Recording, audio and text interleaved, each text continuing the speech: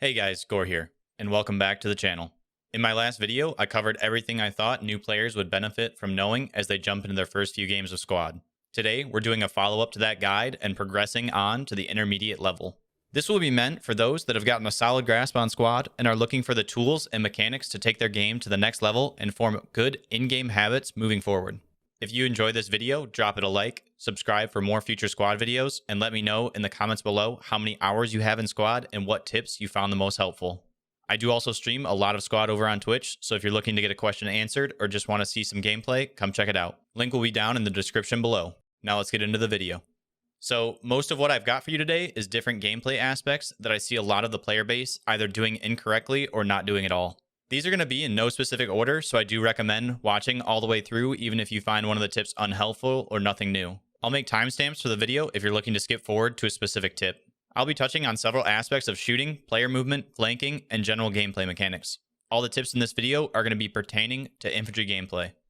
First tip we've got is not firing from the same position for a prolonged period of time. It doesn't take many in-game hours to be able to hear the difference between the different factions' weapon noises. With the weapon sounds recognizable and the ability to pinpoint enemies from audio cues, you should never be static when engaging enemies. If you can keep enemies guessing regarding your location, you can survive longer and be able to catch more enemies looking the wrong way. Continuous movement also will infuse the enemy's communications with confusion as individuals are calling out different locations and not just one. The next tip I have for you is one that I think we're all guilty of at one point or another. That is, don't lay down when you're being engaged unless you know where the shots are coming from, and laying down gives you immediate hard cover.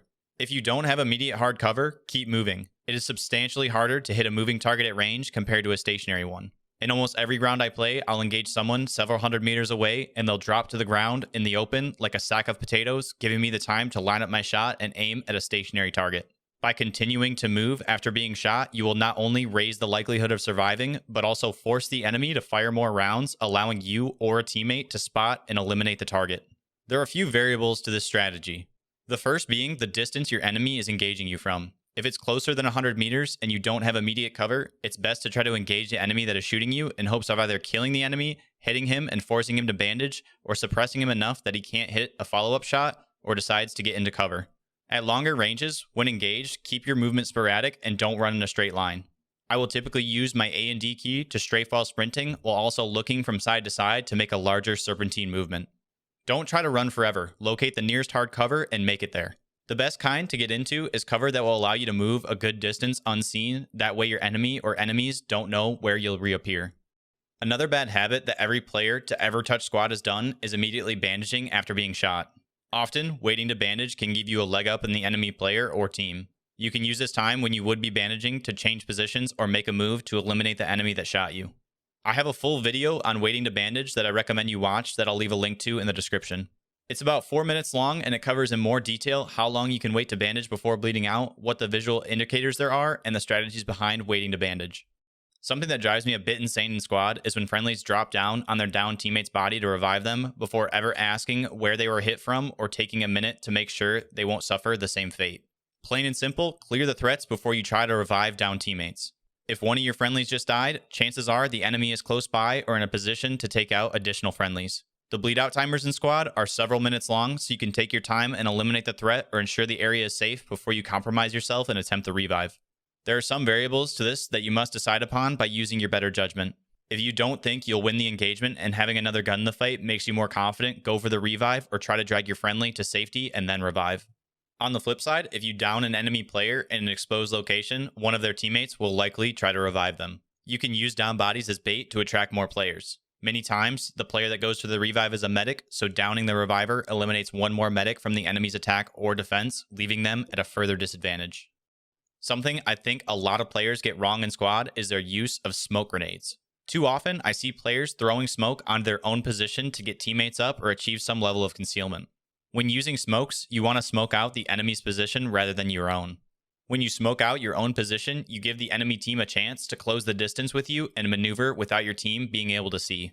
Throwable smokes can be tossed to about 50 meters. Even if the enemies are further than that, you'll still be obstructing their view. When you smoke out your enemies, you force them to change positions to get eyes on, or they stay put and are unable to engage. These precious moments will allow your team to get players revived and move on to a better position. Getting into some of the gunplay tips for this video, the first I have is aim for headshots. This may sound redundant or obvious, but the fact is the less shots you take, the less likely your enemy will be able to tell where they're being engaged from. Part of becoming efficient at hitting headshots is learning the different optics in the game. Knowing these and being able to judge distance and lead amounts will allow you to eliminate more enemies with single shots, thus letting you engage the next target or maneuver into a better position. Squad is a game that involves a lot more thought and consideration than your typical shooter. A big part of succeeding in this game is learning when to hold your fire. This is a tough thing to do since most people that have played shooters in the past have it ingrained in their brain to shoot enemies on sight. There are several scenarios where staying weapons tight can give you and your team an advantage. The first is when setting up a new spawn, you should always try to get as far away from it as possible before firing so the enemy doesn't immediately pinpoint your spawn location. Next is holding fire in situations where by not engaging, you can allow the rest of your squad or other team members to catch up to you and you can all engage at once and eliminate more targets. The last, and the one that probably requires the most in-game experience, is holding fire during a flank. When flanking, you want to maximize your potential damage to the enemy team while minimizing the risk of you dying preemptively. Allow your enemies to move where you can inflict the greatest number of casualties and maintain a dominant position. There's no one tip I can give to improve this ability, it just comes with more time and experience in game to recognize the situations where you can get the upper hand by holding fire. Something that ties into my previous point of holding fire is engage targets when they're at their most vulnerable. This means if a target is about to go behind a building or some piece of cover, hold fire until they re-emerge and are in a situation where they can't get behind any hard cover after taking fire. This will lead to you downing more enemies instead of hitting them as they go behind cover. In squad, many of the engagements will take place at a greater distance, but the ability to accurately hip fire is invaluable for those CQB fights. It takes time to bring your weapon up to your eye, thus you have the advantage in close quarters if you hip fire instead of aiming down sights. For me, the way I practiced hip firing was by simply using it in any engagement that was 10 meters or less. I do, however, recommend you take some time in Jensen's range going through the kill house and shooting range. This will give you experience hip-firing targets at different distances and reacting to targets as they appear or as you see them. Be sure to train with all the faction's weapons to get a better idea of spray control when not aiming down sights. When using AT kits, you should always be trying to disable the enemy vehicles first. For wheeled vehicles, you have the engine, and tracked vehicles have the engine and tracks. On most vehicles in the game, the easiest indicator to determine where a vehicle's engine is by locating the barbed wire or wound-up black cable. The barbed wire is found on American armor and some Russian ones, while the black cable is on most Soviet vehicles that are used by multiple factions. This isn't a perfect indicator, but it works for a good amount of the armor in squad. Lastly, for anti-tank kits, I have a few miscellaneous tips. For an MRAP, instead of using a rocket to disable the engine, you can shoot into the wheel well just above the tire to knock out the engine in less than half a mag. Most rockets won't immediately kill a Logi. If you hit the Logi in the supply stack just behind the driver's compartment from the back or side, you will set it on fire with weaker AT rounds and destroy it on impact with the more powerful HAT rounds. To round out the video, I have a few smaller tips for you.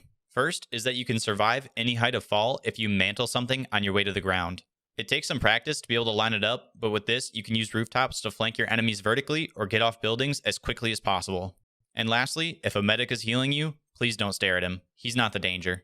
Provide security outward so you both don't get shot.